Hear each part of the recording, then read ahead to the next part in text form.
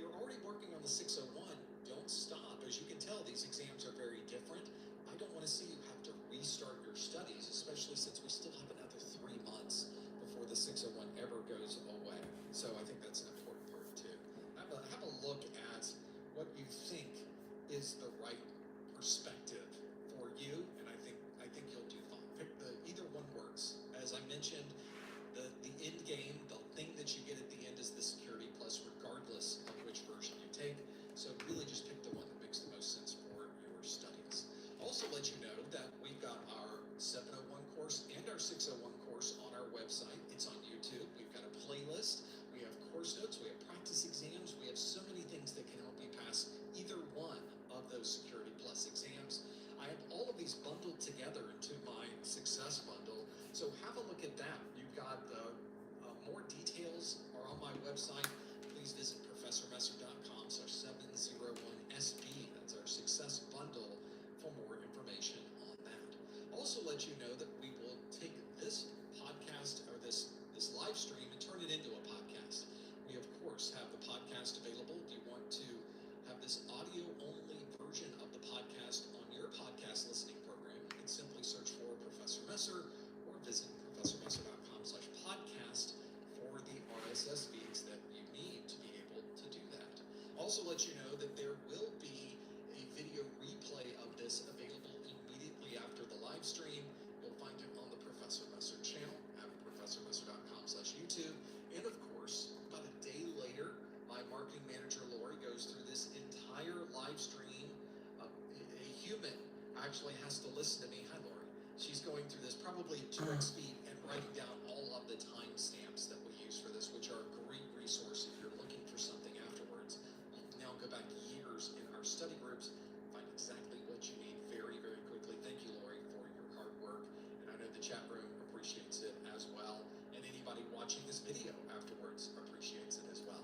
When we are not here having a live stream, you can, of course, visit us on our Discord.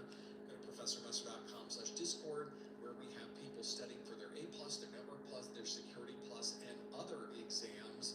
And it's a great place to meet people, talk about the exam objectives, test yourselves, watch videos together, to go through questions together. There's plenty to do there at professormesser.com/Discord. So plenty to see there.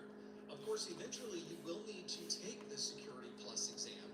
You could, of course, pay full price for that on the CompTIA website, but why would you do that when there are discounted vouchers if you happen to be in the US or Canada? And you can find those at professormesser.com/vouchers. If you buy it from that link, you also get more than what you could get at another site, because I will give you a free copy of my Exam Hacks ebook.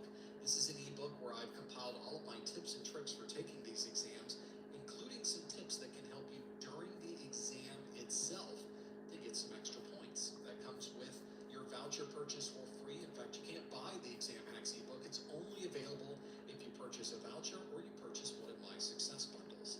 So another way to keep the prices down, give you a little bit of help as you're going through these studies for your certification. How you doing? How you guys doing? How you guys doing? /vouchers.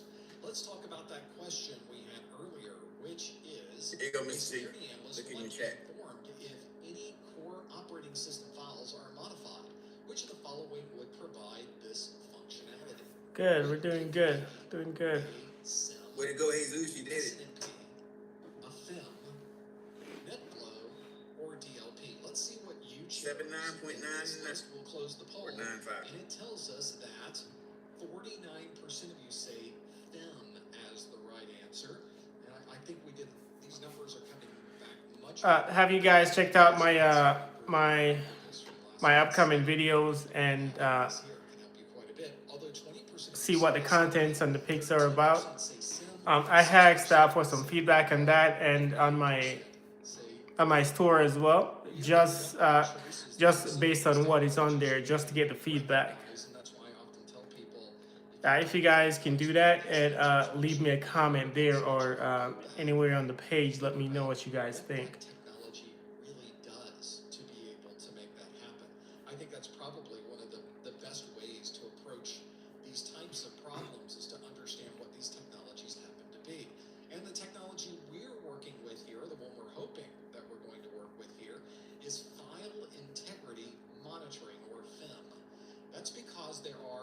probably most of the files that are on your servers, that are on your workstations, are available or something you really need to look at because they should never change. If your core operating system files have changed, I'm currently in class you've got for IT certification, cybersecurity. So that's what I'm particularly doing right now. that should be relatively obvious. You should be able to see that. Or perhaps somebody's making a change in an unauthorized form. Maybe it's malware. Maybe it's an attacker. This is a great way to monitor this and see what's going on. Windows has a file integrity monitoring program called System File Checker. It does not check this in real time, but you are able to run this anytime you'd like to see if anything with your core operating system files may have been changed. If you're running Linux, then you probably are running something like Tripwire or something very similar to that that is looking at the files that are on a Linux machine. File integrity monitoring is what we were looking for. About 50% of you got that as the right answer. Although S&P is something that can give you a lot of information about the metrics and the performance of a device, it doesn't tell you a file. Yeah, one thing I asked for these retakes before, allegedly or may have appointments after about an hour or so, is that if we've already scheduled and I text you, please reply to me. But if we're talking about You can ghost me after I get my results, but obviously here I doubt if y'all would. But if I'm reaching out, it's because I have somebody asking me. Okay, Yeah. so I need that info. If I'm reaching out, you don't feel like calling me, you don't have to. You text me, or if you want to call me, call me. All right. Oh, what's my favorite video game? So I have multiple video games. It's so much for me to put it. Are you asking just about one in particular, or maybe just a few? Because I can give you a few. So one particular game that I've been playing for a very long time is Gran Turismo. It started out on a PlayStation 1. So I've been playing it from then up until now, where you have the Gran Turismo 7. Yeah, so Gran Turismo is one of my favorite games because the way it simulates between the gaming world and reality, it's very good. There are still improvements that can be added to the game, which they are adding eventually, but that is one of them. Now, one of my other games, I like to play the Zelda series entirely. Period. So every Zelda game, especially the new ones, Breath of the Wild and Tears of the Kingdom that came out more recently, those are my favorite games, like RPGs, open world, particularly the Zelda game. Those are very good. It's just an endless amount of game time and things that you can do within the game. So I like the exploration that the game offers. So that is very good. And I enjoy other games like the Mario games. I've been playing those since the Nintendo, the regular Nintendo to the Super Nintendo to the N64. I've also tried out the Mario on the GameCube. I think that was available one time. And now up until the Nintendo Switch. So I enjoy the Mario franchise as well. That includes the Mario Kart games. So those are very good. I also like combat games, such as the Mortal Kombat, the Street Fighters and stuff like that. Those aren't my favorites, but I do play those games, but those aren't my favorites. My favorites are mainly RPGs, and particularly car games like Gran Turismo. I also enjoy I play some of the simulated like combat games like Call of Duty and stuff like that. They're all on my gaming channel. I enjoy those as well. I play the campaign. I don't have that much time to get into the multiplayer, but I enjoy those kind of games. Yeah, I enjoy a lot of the campaign games and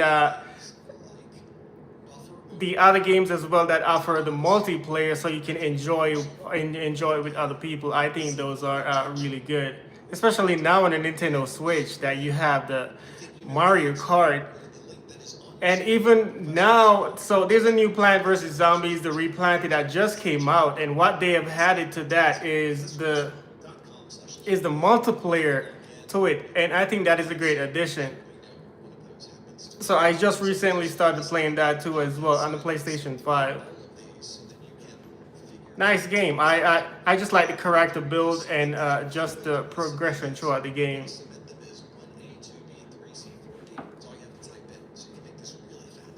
Again, for those of you listening in, match the attack with the description. The 4 descriptions are: files have been accessed outside of the main website. User accounts with weak passwords have been identified. Malware is hidden in the core files of an operating system, and a web server CPU is stuck at 100% utilization. Is it buffer overflow, DDoS, directory traversal, on-path, SQL injection, rootkit, or spraying? You can match those up with what these have. All right, I appreciate you for stopping by. Leave a comment on any one of the videos. Also, check out my my product store. Just to give a feedback on that. You don't necessarily have to purchase anything, but check it out to give a feedback. I like the feedback to know what you guys are interested in. He's back. First thing he says, I don't never want to see the test again. 6 PBQs, 64 questions. I guess the magic question is coming now. So even the things that are left over, we can build even more. What's the result there? C, man. You got 766. Oh, he's the ass. This man gets watching. He keeps me on the edge of my Yeah. No, I posted when I first got in. Before I even turned my camera on. Oh, I'm sorry. I missed that. You gotta pay attention, you know. I know, right? See, you're inside. You're insider threat. Okay. Yeah, no, that test is way too hard for what it needs to be. This is one where Congratulations to you. need to You worked hard. what Congrats. type of attack might have caused this. Good. That you may be working through. So see what makes sense for you as you are going through this list. Yeah, those PBQs were. Some of these you may They weren't know that bad. I think instantly they were online all. which one that is. But obviously, with 4 attacks, well, at least 4 Y'all got your girls in the attack lid here, types, and most of y'all have seen these PBQs too. Just because you didn't pass it doesn't mean you didn't get that part right. You probably got something right on the PBQs as well. So y'all go ahead and talk about it if you need to. There was lots of options on the PBQs as far as like. I felt like I could figure. There was what was the one with the. You'll be able to go through and figure that piece out. Let's see how you It was the controls for the very first one on our list, incidents or like the phishing or for. outside of the main website. Obviously, that's not something that is normally supposed to happen. And if somebody has managed to Yes. access That's the files one. that are outside of that standard There directory, was just lots. You just have to figure out. You just mitigate. I guess mitigate the control. Is that what it was? Is that what you got from that, Leah? an attack type that is based on a misconfiguration of the web server itself. Yeah, help desk one was kind of easy. I was like, all right. You as a security administrator need to make sure it's secure. You need to make sure that no one can use any other and some of the 6 PBQs. I was kind of shocked with that. They had like 2 or 3. Ooh, give me a second. I'll be right There back. are times when either the web server is insecure or the configuration of the web server is incorrect. And in those cases, someone may be able to traverse outside what is normal for that web page. So directory traversal is what we would choose on that first option. Next one on the list, user accounts with weak passwords have been identified. One easy way and very quick way to find these weak passwords is through password spraying. Password spraying is a technique used by the attackers where they will try the most common or what they think should be the most common passwords for your account. They'll maybe try 2 or 3 attempts at figuring out what your password is. If they figure it out in those 3 attempts, they make a note of that. If they do not figure it out in those 3 attempts, do they keep going? They do not. They stop right there. Well, why do they stop? They're just getting started. Well, they stop because they know that in most cases, and probably at least 100% of these cases, they will, after a certain number of incorrect or invalid login attempts over a certain period of time, the account will probably be locked. And they don't want that to happen because as soon as the account gets locked, you know about it. There's a message that comes comes up, or the user has to call in, and at that point they're asking, why is the account locked? What happened to cause this account to be locked? The user didn't put in the wrong password, someone else did. So that's an obvious security concern, and that's something called password spraying. They just hit you, they spray you a little bit, then they're off to the next thing. Slightly annoying, but another good example of why it's so important to both have very good, solid, strong passwords and perhaps some additional login requirements, maybe some additional factors that you could use to add additional security to this. We've also got our third option of malware is hidden in the core files of an operating system. The answer here is rootkit is what you would be doing. Rootkit is the malware that would find its way into the operating system files itself. There are many techniques that rootkits use to be able to hide themselves. This is a very common way, because if you can embed yourself in the operating system, then you'll start up with the operating system every time. Your malware will always be running, and in some cases it can hide itself from any type of anti-malware or antivirus software. It's another way to help obfuscate or hide from any of those different components. Another good reason to have some type of file integrity monitoring, or FIM, is because malware can sometimes hide in the core operating system files. Now, one of the things we've done over the years is we have improved our computers so that if something in the core operating system was modified, it will not start your computer. It's kind of nice built into our BIOS, the new BIOSes that we use in our systems. And of course, we've got a lot of options for sort of understanding how to manage this process and what tools might be available. So in this case, malware hidden in the core files of an operating system, we can absolutely qualify as a rootkit. That is exactly what would be there. And lastly, a web server CPU is stuck at 100% utilization. It's obviously not stuck there.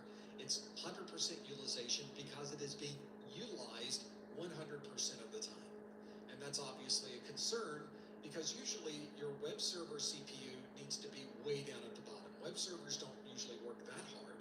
So if something has really hit this server and caused that CPU to increase, probably due to some type of denial of service. And to make it even more complicated, this denial of service can come from many different systems that are located in many different locations in more of a distributed fashion, which is why we call it a DDoS, a distributed denial of service. So certainly something we can consider if we're thinking about why this web server CPU is suddenly going much higher than we might expect. Or maybe when we look at bandwidth utilization, it's using much more of the bandwidth than we were expecting. Maybe they're using all of the bandwidth and being really tasked with figuring out why is so much bandwidth being used here.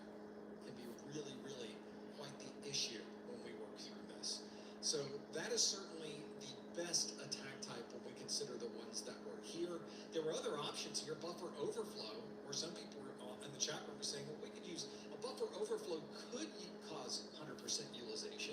It could also reboot the machine. It could also cause an application to crash. It could also use buffer overflow as sort of a random type situation in many cases, and it is very unusual to find a buffer overflow that does exactly the same thing every time, but when the attackers find that, they really go after it. That doesn't help them very much. Buffer overflow, the point of doing that is not to cause a system to break. The buffer overflow is there so the attackers can gain additional access to the operating system. If someone is using a buffer overflow to cause the system to be stuck at 100% utilization, we would categorize that as a distributed denial of service. Most certainly that's what's going on there, because that's the whole point of what they're doing there. So if you're looking for the best answer, and all of your answers on the exam should be the best answer, DDoS certainly fits that fourth description much better than buffer overflow would. So that's another good example of where multiple answers here seem like they would be right, but we have to make a choice as to which one is the most right. And the exam is going to expect that from you every single time. Next on our list is an on-path attack. This is an attack where someone may be going through the process of getting into the middle of a conversation to be able to either look at the conversation that's going back and forth or change the data, manipulate the information that's going between two systems. And in that particular case, on-path attack certainly fits that description, but doesn't fit any of the descriptions that we have here. We would not be able to, on-path attack would not have files accessed outside the main website. Weak passwords has nothing to do with on-path. Malware in the core files of an operating system, certainly not an on-path attack. And a web server CPU stuck at 100% utilization doesn't really describe that either, so it would not be an on-path attack. And then lastly, SQL injection was another one that you could have chosen.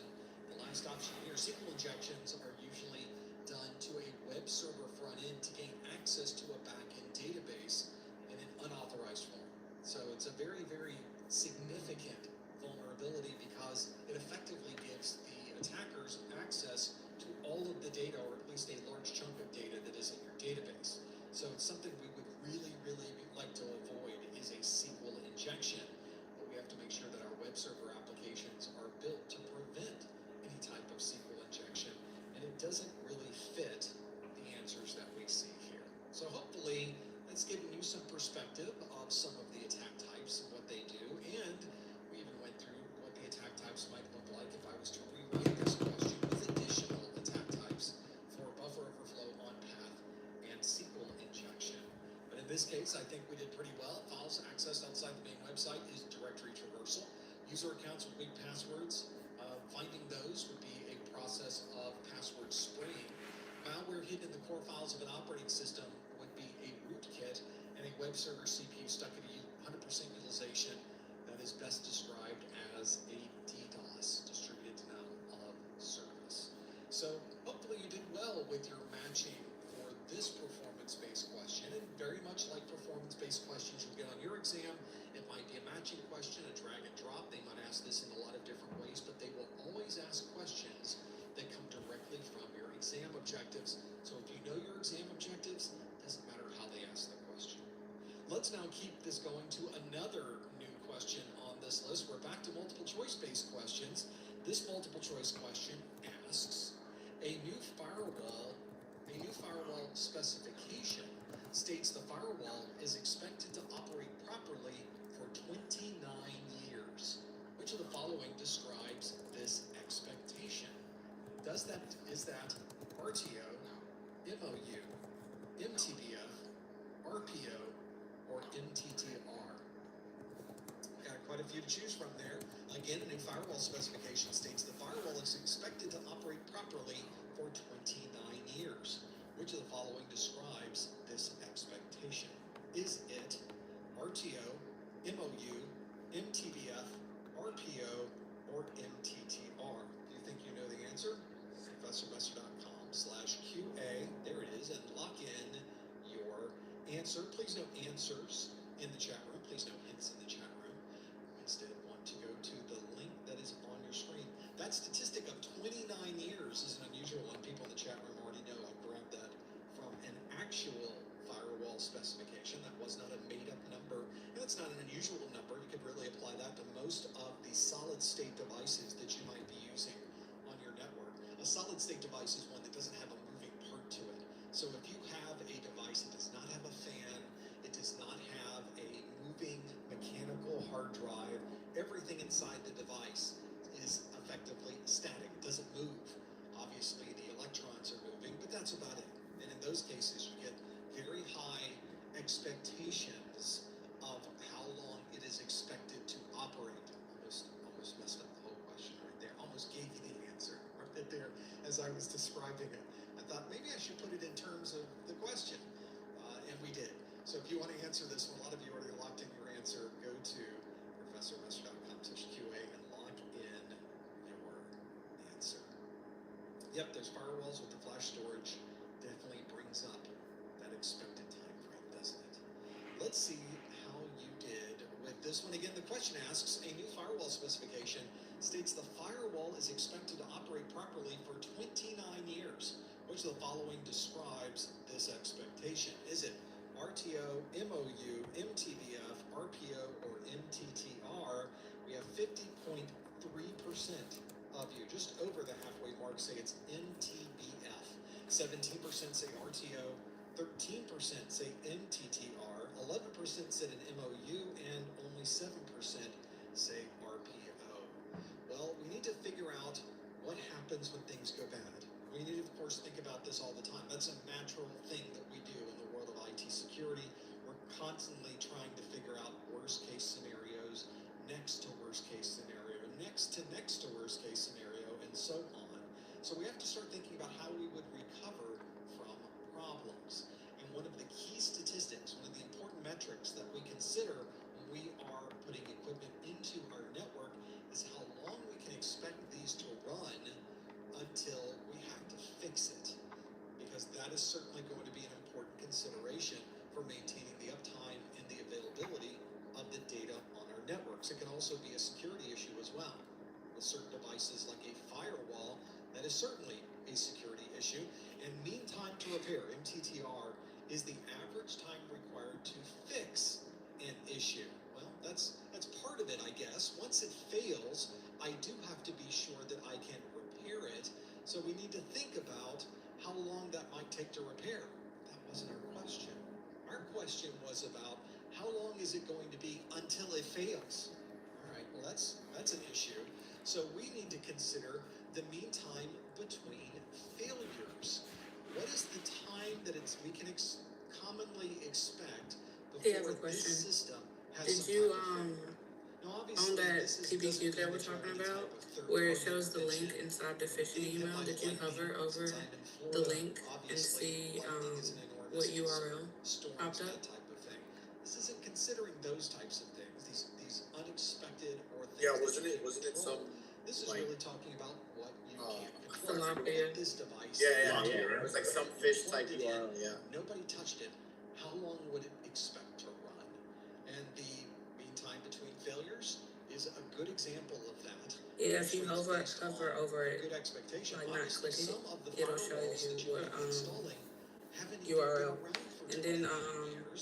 if you How look can at you expect that number is even going to be if you look at the accurate? file You have to take server every logs, single it component, shows you and then there are everyone that measurements clicked they do to on determine how that much they URL. think It's like that a component will last into the future, and they do that. In this case, CHZ web tilapia. is the time that And then you in fact, 50%. what I did was I used the whiteboard and I wrote down all of the IPs that clicked on it. That said the mean time to repair. In this case, that's not what we were looking for either. And then I found it in the seed logs under the process name.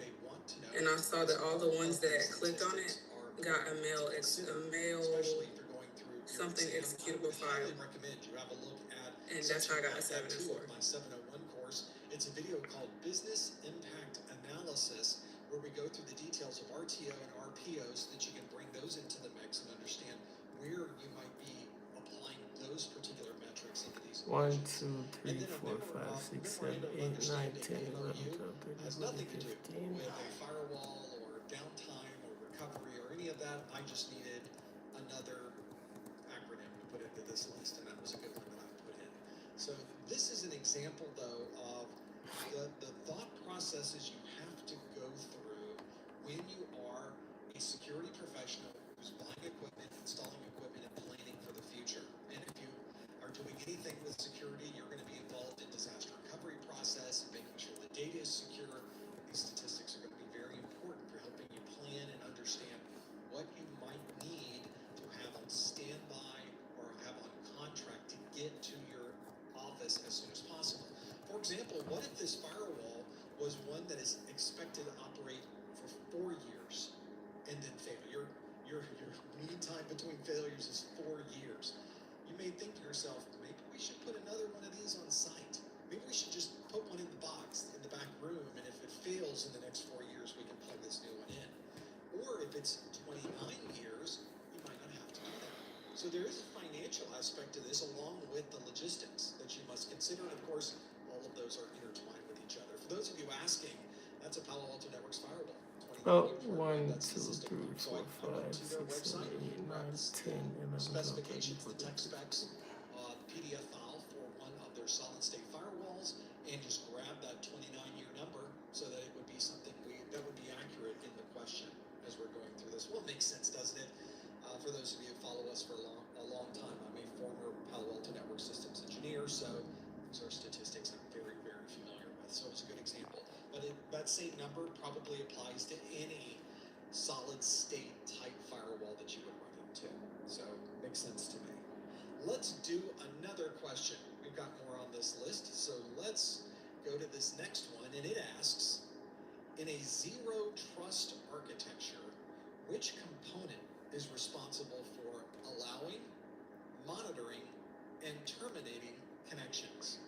Is that a policy decision point, a policy enforcement point, a control plane, a policy engine, or a policy administrator?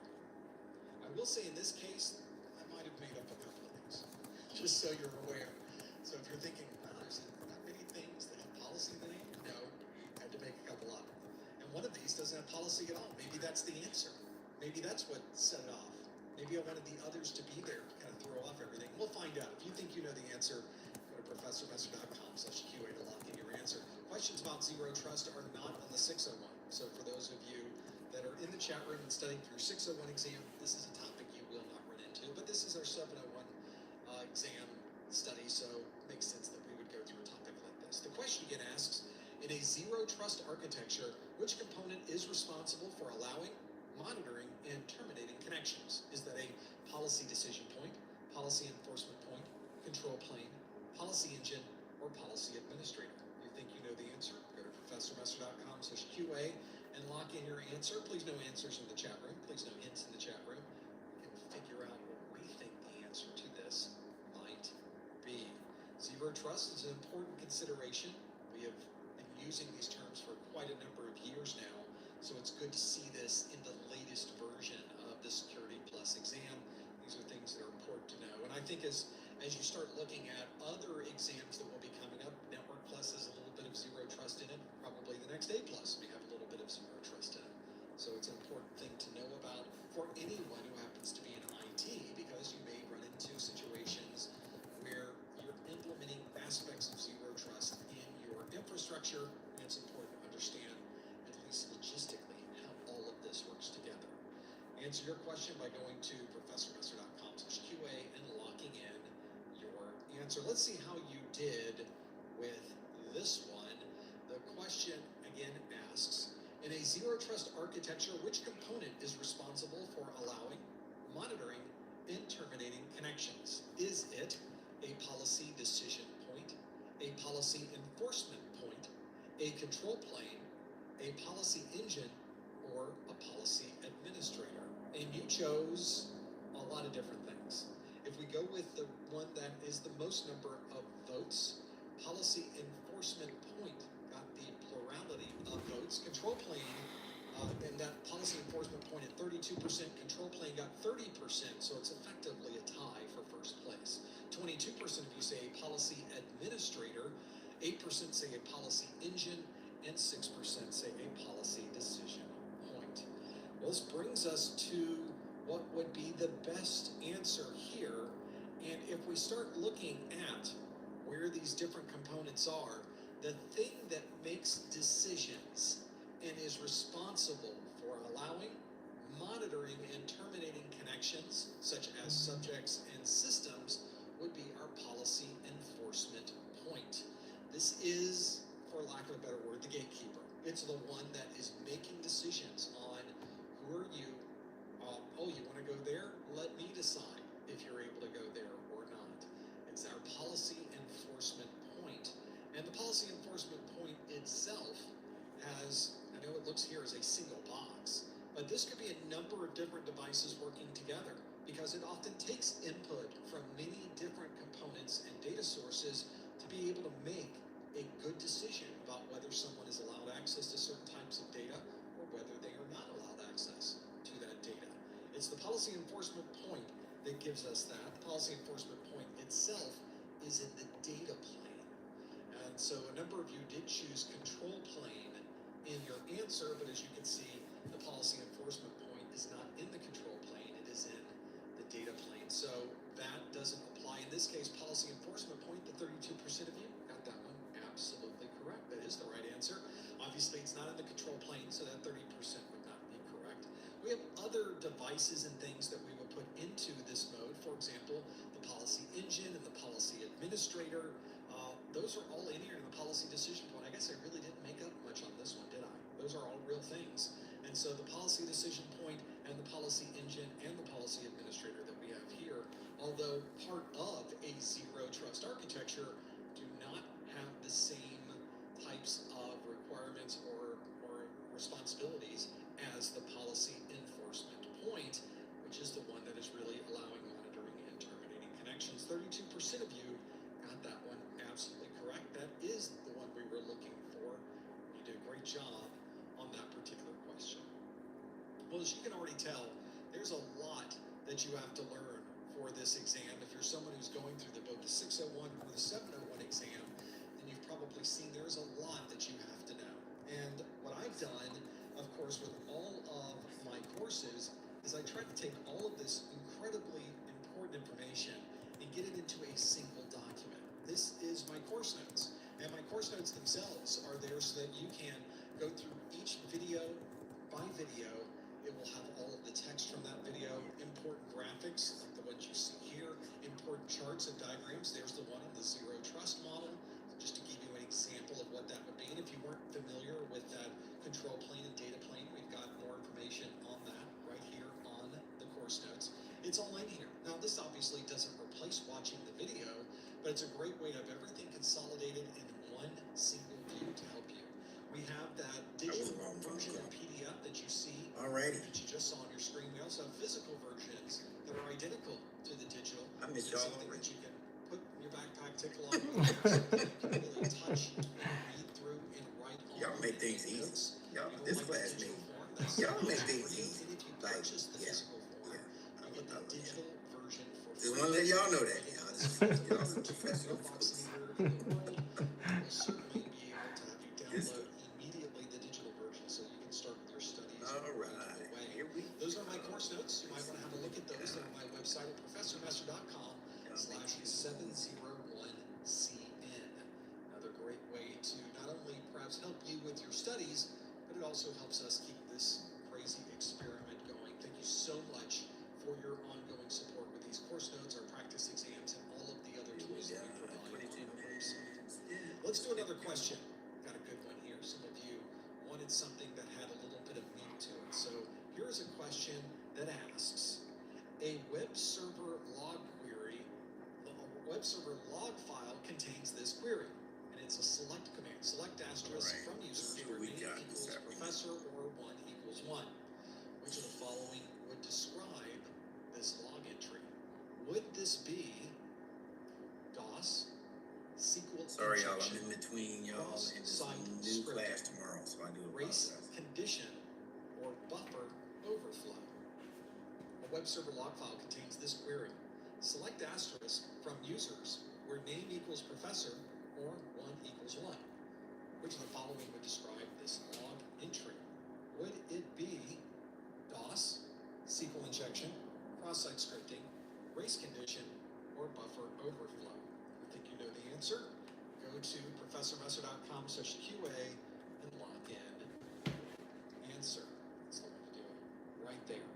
Question in the chat room. Hey, are my 601 notes discounted now that 701 is taking over? That's not the way exams work. Charles is already After forsaking we're us. done, you can rewind They're back. forcing the The new 601 people exam on will be just as applicable as the 701 exam. They both give you your Security Plus certification, so there's no discounting on those because the exam, the 601 exam itself, is not a discounted exam.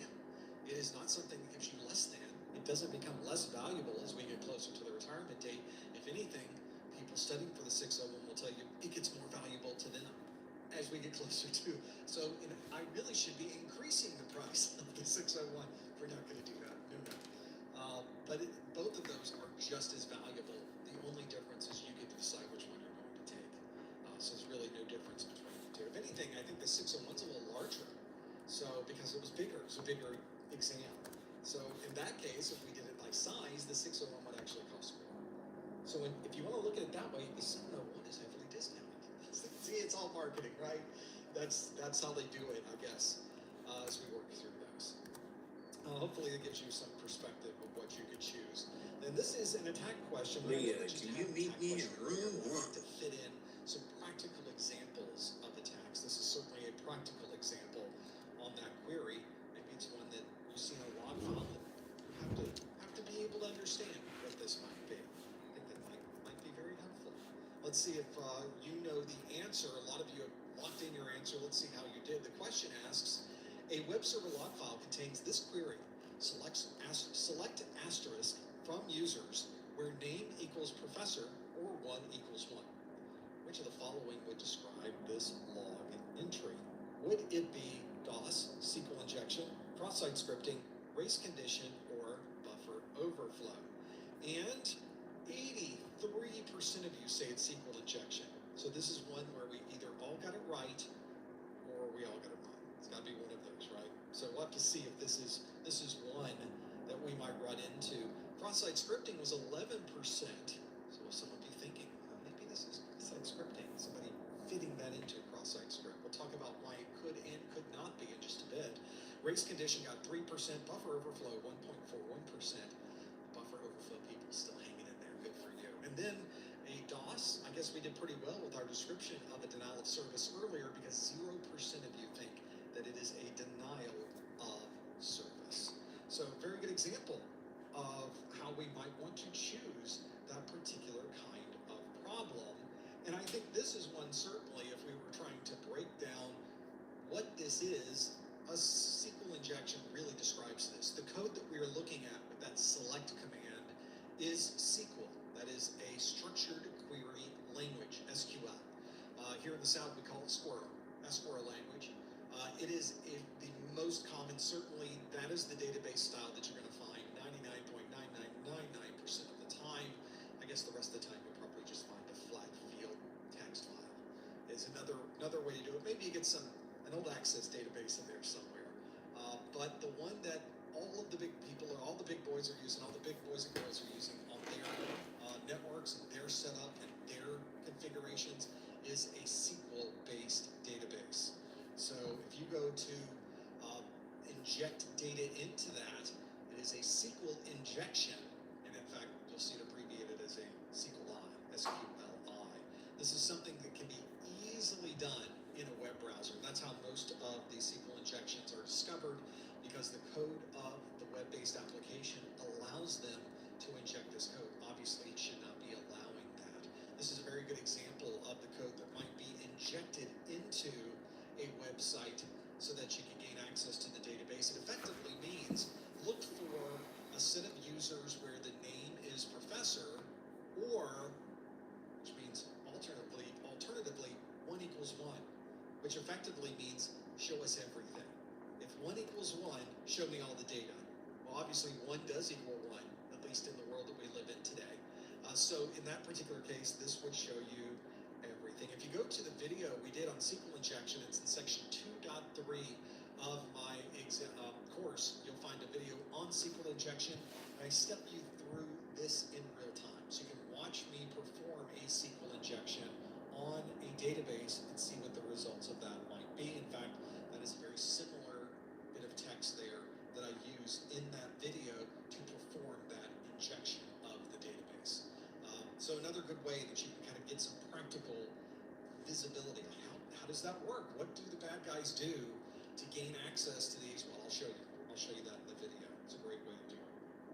And if you're someone who's kind of working through and injecting some of that data, it's an important thing to look for and block these days. If you have a web application firewall, if you've got, even to some degree, some of the newer next generation firewalls are very good at stopping known cases of SQL injection. Both of those are great ways to layer and have different types of security looking for similar things. Hopefully one of them will be able to identify and block them if it happens to be. Sorry, Leah. I was a In this digital. case, Your SQL injection course by GPA far was the right answer. 93. 3% of you got that one absolutely correct. Cross-site scripting, although this could be added to a cross-site scripting attack, normally we would not have this as cross-site scripting because you can just do it yourself. You don't need someone else and their trust for it. All right, Elaine, can you meet me in room 1? Injection, you can just do it yourself. So cross-site scripting is probably not the code we would have here. In most cases, your cross-site scripting is trying to take advantage of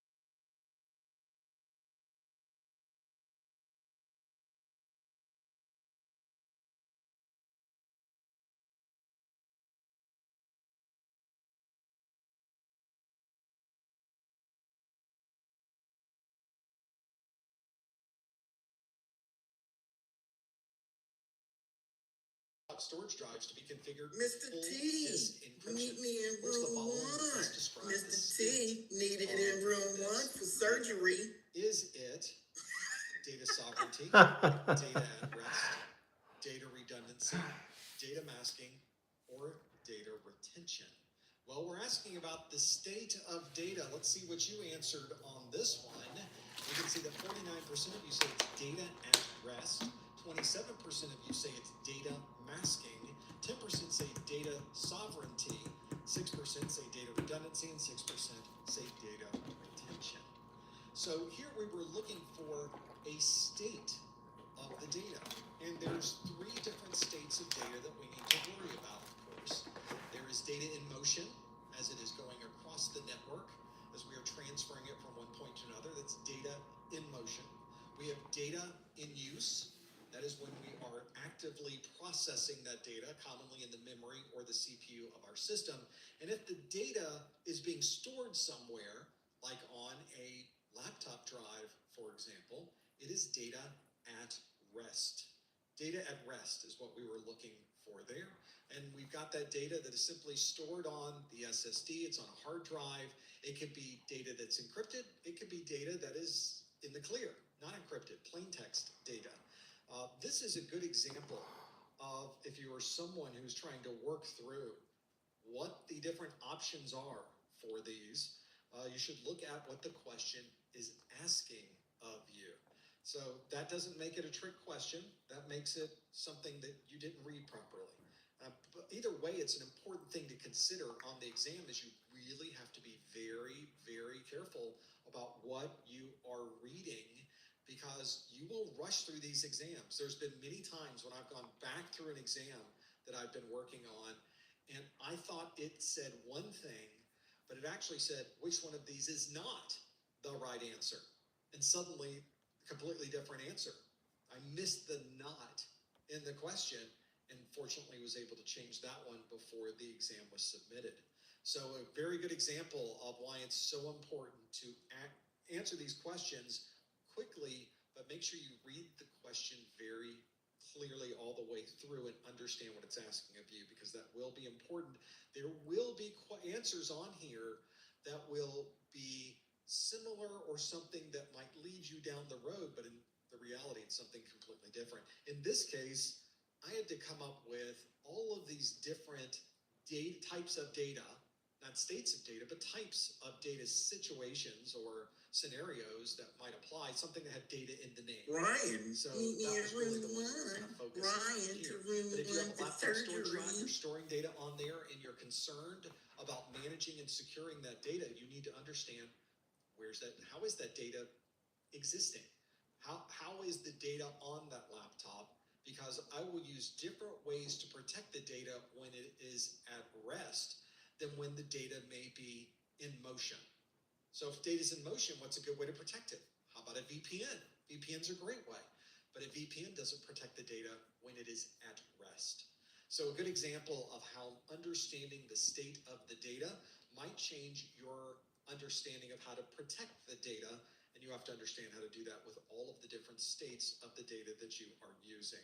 An important consideration on that. So hopefully it's given you a little bit of an idea of where some different options might be, but I think data at rest is the one that we were looking for here. 49% of you got that one absolutely correct. 27% said data masking.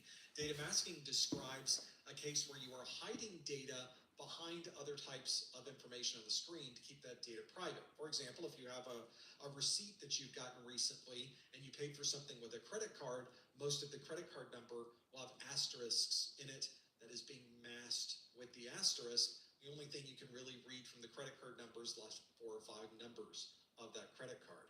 We have data sovereignty, which is an important consideration, especially if you're storing data. For example, there are certain parts of the world, and there are certain laws in place and regulations that require that data that is collected from a particular country must stay in that country. That data sovereignty becomes an important consideration, and you have to think about that if you're trying to secure the data to make sure nobody else has access to it. Data redundancy is when we have the data stored in multiple locations. Maybe it's on different drives, maybe we have it stored in the cloud, but we have another copy of that data. In this case, we're not talking about any type of redundancy. We're talking about the state of the data. The data retention, although all data that we're storing in a drive is retained, isn't it? That's not what data retention means. Data retention is referring to a requirement for you to keep that data. That data retention requirement is one that's usually, again, regulations, laws, or some type of requirement, so that if you work in a legal environment, you may be required to keep the data over a certain amount of time. Maybe every email must be stored. That's a good example of data retention. In this case, the answer we were looking for is data at rest. 49% of you, we'll just say 50, right? Half of you got that one. Absolutely correct. That is the number we were looking for. Maybe that gives you some perspective on where different options might be for perhaps knowing the different states of data. So make sure you go back and look at those states of data, which of course are data in motion, data at rest, and data in use. Those are both on your 601 and your 701 exam. So more things to know as you step through it. As we continue on, I know we're past the top of the hour. We're sort of over time at this point, but let's do another question. I have a question that I created that is part of my practice exams book. And some of you may not even realize we have practice exams that we created. I created this book. I wrote these practice books because I went around the internet to see what types of practice exams were out there, and I wasn't really happy with what I was seeing. In fact, a lot of the exams I was looking at were outdated. They were going over topics that were in previous versions of the exam. It was a 701 exam, a set of 701 questions, but a lot of the questions were referring back to topics that were on the 601 exam that were dropped in the 701. They will never appear in your 701 exam, and yet they're in some of these really poorly edited questions and answers. And I thought, we need better questions than this. We need something that's really going to give us the same tone, the same style, the same expectation of what we might find in the real exam, but they need to be original questions, something that's written by someone who's actually done this for a living. Hey, I know someone just like that. It is my practice exams book. So let's do a question from my practice exams book. I have one right here. Hey, Jesus, report to surgery, room 1, please. Jesus, report to surgery, room 1. Where we have some actual examples of real log data. This is A15, page 8 in my book, and it says a security engineer is viewing this record from the firewall logs, and it gives us this long record here. I'm not going to say everything that's in here, but it says that it is a gateway antivirus alert. It gives us a name. It says that it's a Trojan, and it says that it has been blocked. And then we ask, which of the following can be observed from this log information? Would it be the victim's IP address is 136.127.92.171? Is it that a download was blocked from a web server? Is it that a botnet DDoS attack was blocked? Or is it that the Trojan was blocked but the file was not? Now, this is a PDF, which means if I wanted to go through this PDF and I wanted to maybe annotate it, I have annotation functions in my PDF. If I see something that's interesting to me, I can highlight it. I can mark up, and if you have a stylus, I can write on my tablet, for example, because it's a PDF. We can really go through the details and write whatever we would like on the screen. If we happen to think we know the answer, we can always mark one of the answers that we have here on the screen or highlight different pieces of it. It's just another way that we can take advantage of this being in this PDF digital format. Another thing that's built into this, you may not have even realized, is there are quick ways to find the answers. Although we're on page 8, you can see page 7 is, well, you can't see page 7 is here, but we're on page 8. If we just want to know, is the answer A, B, C, or D, we can go to page 33. But if we want a more detailed answer about what is here, we would go to page 53. Well, instead of scrolling through a PDF, which is no fun at all, there's a link. If you click on the words quick answer, or you click on the words the details, it takes you to that page instantly. So here's the question at the top of the page, and it says the answer is B, a download was blocked from a web server, and I give an explanation in the book on why that is the right answer. Nothing earth-shattering there. Almost all practice exams will give you some feedback on why the right answer is right. But I don't get the right answer when I'm taking a practice exam. I often get wrong answers, and I feel like that's an opportunity for us to learn more about why we got it wrong which of course gives us more information on why the right answer is right. So in every single question in my practice exams book, not only do I document why the right answer is right, I document why every wrong answer is wrong. I think that's a great opportunity to sort of finish that whole circle of learning the topic. Not just learning it by what the right answer is, but learning all of the different nuances of all of the answers that are available. Sort of like what we do with our live study groups, but it's in this form of my practice exams book. And if you read the question and you have no idea what I'm asking, well, there may be other problems there, but one of the things that I include is the documentation on where this question came from. So you can click either on the link that is on your screen to go directly to the video, or if you have this in the electronic format, you can simply use your phone camera to scan the QR code, which will also take you to the video so that you can learn more about what these topics are associated with this. I'll also tell you that even if you get the question right, I highly recommend you read through the incorrect answers, because the question on your actual exam may be topics that are covered in the incorrect answers in my book. I'm not going to pick every right answer you will ever find on your exam. The exams change all the time, but this one is going to give you a nice overview of at least 4 different topics. It's almost like 4 separate questions all in this single answer. And of course, since it's a PDF, I can click the back button in my PDF. Did you even know that PDFs had a back button? They do. And I can click the back button and we're where we started. And now I can go to the next question that's on the list and we can keep this whole process going again. That's my practice exams books. Hopefully that's something that can help you. There's digital versions available and of course, physical versions. It's a big book, 380 pages. This is the 601 book here. There's a 701 book as well on my website. Obviously, you want to choose the 701 if you're taking the 701 exam, the 601 if you're taking the 601 exam. The one we just did obviously came from the 701 book, so you can expect to see that one in your book when you are done. There's also a link in the main menu of the website that will take you to both the course notes, the practice exams, or if you buy them together, you get a little bit of a cost break with that as well. It's always good to get a deal wherever you're going. So another way to save some of the costs associated with that, instead of buying them separately, buy them as a combo. I mentioned earlier in our study group that all of the topics we covered today come directly from the CompTIA exam objectives. This is an important thing to know about, not only because you know where I got all of this information from, but CompTIA's exams stay almost exclusively to this list of topics. Well, that means that if you're trying to figure out what are they ever going to ask you on the exam, well, they have a list of this all ready to go, and it's the exam objectives. I have a copy of these on my screen we can bring up. There's the objectives. So if you wanted to go through every bullet that's on these objectives, and you know every single bullet that's here, and you are able to explain to someone else what each one of these happens to be, you will be ready for your exam. That set of objectives is also free on the CompTIA website. You don't have to pay for it. And they tell you everything they would possibly ask on this exam, to the point that I tell people, and I think this is very, very accurate, in fact, easily the case, that if you know everything in the exam objectives, you're going to pass your exam. How can you not? Because they will ask all of the topics, all of the questions, all of the answers, all coming from these objectives, just like the ones you saw today.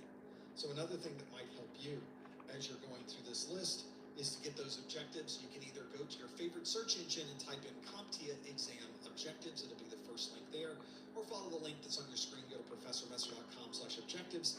Another good place to find those. We do one of these study groups every month. So we have all new questions every month. It's not the same questions over and over again. Something different for all of us.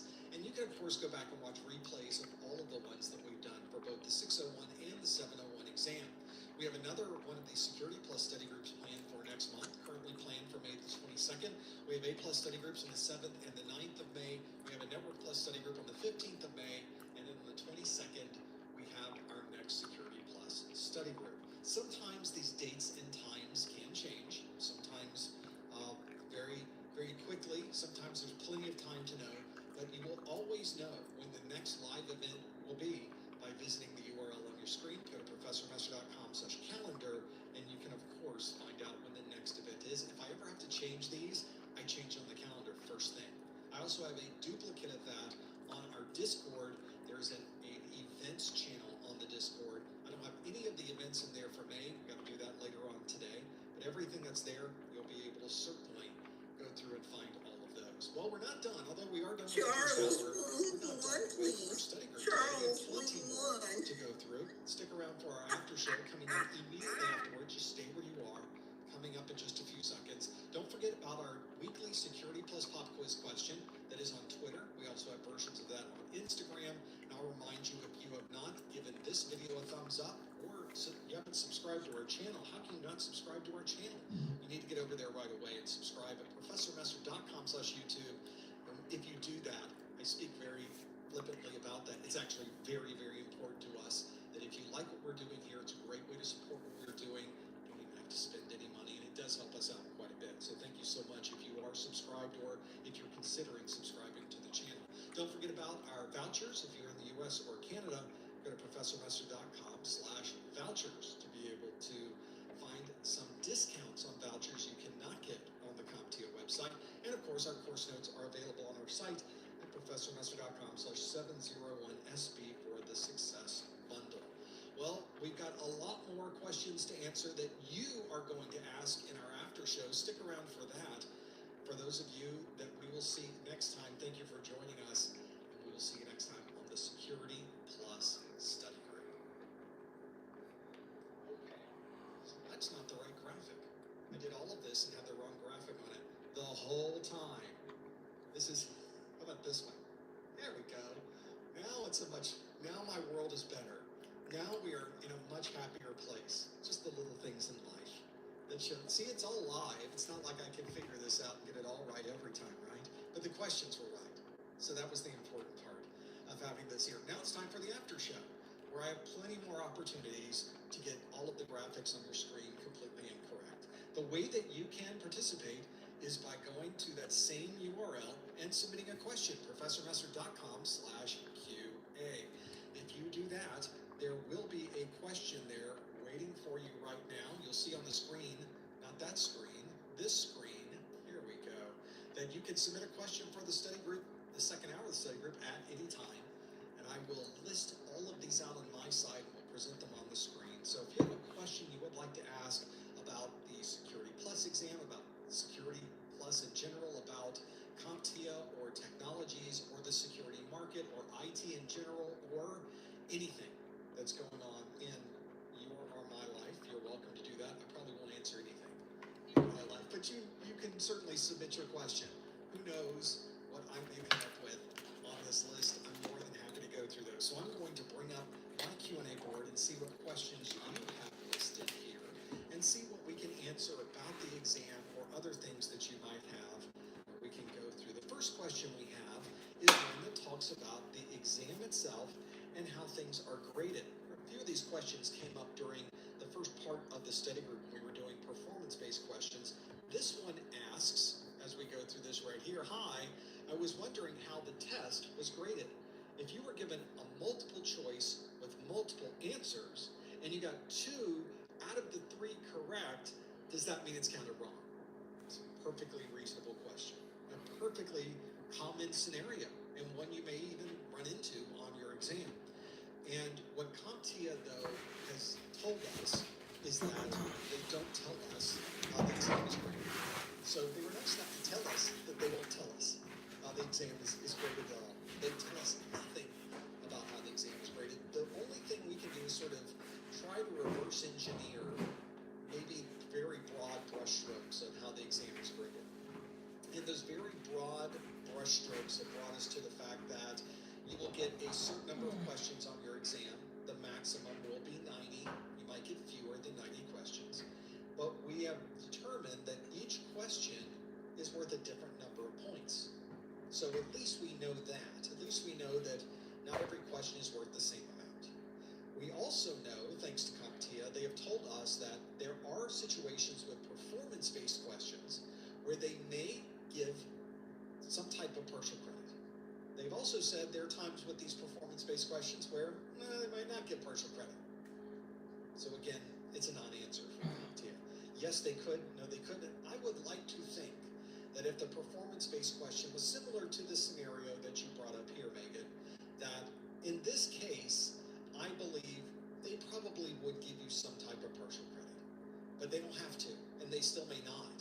So although it seems like we could, we just don't know. And in fact, you will never know, because at the end of the exam, they do not give you a summary of every question and what those questions were worth. I will say we've had situations here where people have gone through their exam, they've answered every single multiple choice question on the exam, they've circled back to the performance-based questions, because you can jump over those at the beginning, and they circled back to start working on them, and as soon as they circled back, they ran out of time. So they literally went through every single multiple choice question, and they weren't able to touch any of the answers to the performance-based questions. And they passed. After all of that, it was obviously the time ran out, they had no choice but to finish their exam, but they ended up passing it anyway. So in some ways, I think a lot of people worry that the performance-based questions are worth a lot more points than maybe they actually are. But again, we don't know. So it's one of those where we don't know, we're never going to know. CompTIA isn't going to tell us, it's a mystery of life. There you go, we're going to go through the rest of our lives never knowing how they graded the exam. I think we're just gonna have to deal with that. I think we could probably deal with it, right? I certainly have, and it's pretty common, that's pretty much how every IT industry exam is graded, quite honestly. They just don't tell you. And to become familiar with what that happens to be. Let's see what other questions you might have. Again, your link to submit questions is right there on the screen. Go to professormesser.com/QA and you can submit questions right there. So let's see what other questions you might have on this very large group of things that you've submitted. I'm having to scroll through quite a bit here, so thank you so much for sending all of those in and really understanding what the differences might be. Let's keep going down this list and see what other things are there. This is a pretty good question, because it's one that I ran into as I was going through the exam and trying to understand more about it. This from Fish says, oof, do we have to know all these acronyms? I'm reading into this, Fish. It's a little bit of artistic, just a little bit that we're throwing in there. It's hard to know all of it. Maybe highlight all the important, most useful, or maybe you're a lot more secure about this. Do we have to know all the acronyms? Is Kevin the last it's hard one? to know all of them. Do we maybe I think highlight Kevin is the last one. most used ones? How's this work? Oh, Kevin and Martin. Acronyms are a good one. So let's look at our exam objectives. There they are. So if you look at the Security Plus exam objectives, I'm going to scroll through this very quickly. We're just going to go pages. We're going to go to the very end of this exam, of the exam objectives. And the exam objectives at the end have this: the CompTIA Security Plus SY0701 acronym list. And they list out all of these acronyms. Now what's interesting about this list is that a good number of these acronyms, now we're into the 4 pages of them. As we go into these acronyms, a lot of these are spot on with what you would find in the exam objectives. So those acronyms, I think, are things that you're just going to learn normally as you go through the course. But there are a number of acronyms in here that have nothing to do with the exam objectives. In fact, it seems like they just sort of left them in here from the last version of the exam. I don't know, they're to fill up some of the space. And some of these things, I don't know if I've ever run into. For example, a CAPTCHA, which I don't recall in the 701 ever, there's no CAPTCHA exam objective, is a completely automated public Turing test to tell computers and humans apart. I don't know in my world if I've ever thought about CAPTCHA that way. I've always just thought about it as the CAPTCHA. Obviously that's what it is, but that's very common. When you have so many acronyms, you start thinking of the acronym as the thing, and you sort of forget the words that were associated with the acronym. That happens all the time. So I have 2 things that I tell people about this acronym list. The first one is you're going to learn the acronyms organically as you go through the study materials. They'll be part of your book, they'll be part of the videos, they'll be part of a lab that you do. You'll just learn the acronyms as you go as the normal part of your studies. The other thing I'll tell you is that the acronyms listed here, I would highly recommend to you not to put these on a very simple flashcard type scenario. For example, let's say you have a flashcard, and the flashcard on one side of the flashcard has CAPTCHA. The other side of the flashcard has completely automated public Turing test to tell the computers first name, it's hard. If you use that and you memorized it, I don't know that that's going to help you at all for the exam. And I don't know, you'll never see a question certainly have this very long set of words inside of it, so that's not going to come up on the exam. And having the CAPTCHA there, it's not even part of the exam objectives. Are we ever going to see a question on that? Probably not. So this may be one of those that doesn't really help us very much. Let's find one that would help us, just to make my point. For example, let's do one. Here's the first one at the top, AAA. That's certainly part of your exam objectives.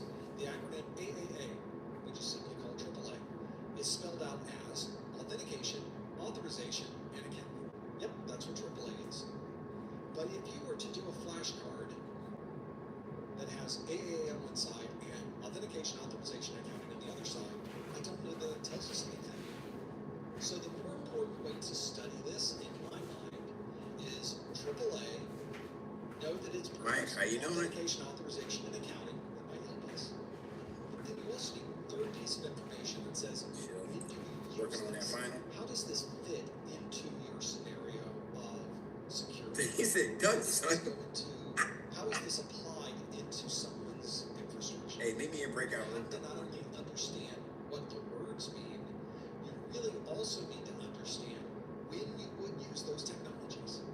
So I think it's important that you have some familiarity with the most important acronyms. But I would say the most important thing is to not only understand the acronym and the names, but also when you would use these things, how they would keep your systems more secure, where you would implement these in someone's infrastructure. Find that piece of it. And I think that's the thing that's going to be the most important part. So Fish, you're spot on with knowing acronyms and worrying about knowing the acronyms. But I think the more important part of this is going to be that you need to make sure that you apply your knowledge of these acronyms in the right way. You will not get on your exam a question that asks, which of the following are the words associated with AAA? They're never going to ask you this question. You're never going to get one that easy. Never, never, never. They never ask questions like that. You're not going to get one. So don't spend a lot of time just trying to memorize letters, names, letters, names, letters, names. At the end of the day, it probably isn't going to help you as much as memorizing letters, names, and when you use them, because that's what's going to be asked of you on the exam. So great question. Let's do some more questions and understand what happens to other things that you would run into. Let's see others that may be here, that may be working through some of these challenges. This one really is more of a question about the exam and how you would do it. I sort of spoke to this earlier, but I think it's worth mentioning on your exam and where these fit. So there's a question from Anonymous who asks, can you go back to previously answered questions on the Security Plus exam? This is an important question to consider, of course, Good, because Mike. it fits into the strategy you use during the exam. I was gonna meet you in breakout There room. are certain industry exams that when you start with question one and you answer question one, Yeah, I thought I got click to transferred over to submit, let's go to question Oh, two. I can move you there. It brings up question two, and then you think, well, wait, Yeah. There you go. maybe I want to put a different answer in for question one. There are certain exams they don't allow you to go back. Like once you submit the answer to the question, that's it. You can't change it. You got to keep going forward. In fact, many times the exam will change based on your answers. There are exams like that in our industry that are, you don't know what's coming until you answer the questions, because it's making up what the next question is going to be based on how you're answering. That can be a little bit challenging. The CompTIA exams are not this way. The CompTIA exams are very linear, and they allow you to jump around to any question at any time. So if you've started your exam and you're on question one, you can answer question one. You go to question two, and you think, I want to answer something different. You can easily go back to question one and change your answer, and then go back to question two. Or maybe on question one, you think, I'm going to skip all these, and we're going to go way over here and working through those. So I think that's a good way to do it, is to go through all of these and really get a better understanding of what you would do to know where you go with answering or not answering a particular question, because you can jump to any question at any time. So that's a nice thing about all the CompTIA exams allow you to do this. You can jump to any question at any time. So I think that's a good place to go. If you are on your exam and you just want to skip over a whole section, or maybe you want to start with the last question and work your way backwards, you can do it however you would like. One of the things you can also do on your exam, it's an important thing to know, is you can flag questions. So flagging a question allows you to very easily find the things that you are working towards. Maybe you're on a question, you're thinking, I don't know that one 100%, or I want to come back to that one later on. You can flag it, you can check it, you can mark it, and mark that question. And then at the end of the exam, it brings up a list of everything you've answered, and it puts a note there that says, on this question, you hit the flag button, you hit the mark button, so that you can go back to that question. You can find it very quickly and go back to it. My strategy on the exams it uses that flag option very, very liberally. So if I know a question 100%, I read this question, I know it's solid, 100%, I know that's the right answer, I don't flag the question. But if I've read the question and I think I know it 95%, I'm not 100% on this one, I'm less than 100, I mark it. Now that means at the end of my exam, I got a lot of questions that are marked. So I always try to go through the exam as fast as I can, so that I can now go back through just the marked questions, but now I can skip over very quickly the ones that I really knew solid. And this gives me at least a way to minimize how much of the time I'm spending cycling through questions. I can go very directed to exactly the questions that are important to me. I think that's a very good way to do it. So if you're someone who is kind of stepping through or trying to understand the best way to approach these questions, that might be a good strategy for you too. In fact, that's one where I think if you're someone working along the lines of finding the thing that you need to do on an exam or ways to improve the speed, that can be a great improvement of speed on your exam setting. So absolutely important. Okay. Let's see what other questions you might have. We're going to quickly go through these. This is a good question. Since we were talking about CEUs earlier, Blaine asks, I recently passed my exam on April the 10th. Congratulations. It's a pretty fresh Security Plus. Blaine says, thank you for your videos. My question is about CEUs, Continuing Education Units. If I attend a conference, how can it be counted toward my CEUs? Okay, this is a common question, not only a conference. What if I sent you your email that says that you attended this event? How do you use those CEUs? Well, fortunately, the CompTIA website has already got something in place for you that allows you to completely step through the process of knowing how to do this. So if you go to the CompTIA website and you click the Continuing Education link, it's at the top of the CompTIA website. There it is, Continuing Education. This Continuing Education option here tells you all about the things you can do. So why do you need to renew, learn about the renewal process, choose your renewal path. And here's step 3, which you can't read, there it is. Submit your CEUs and renew.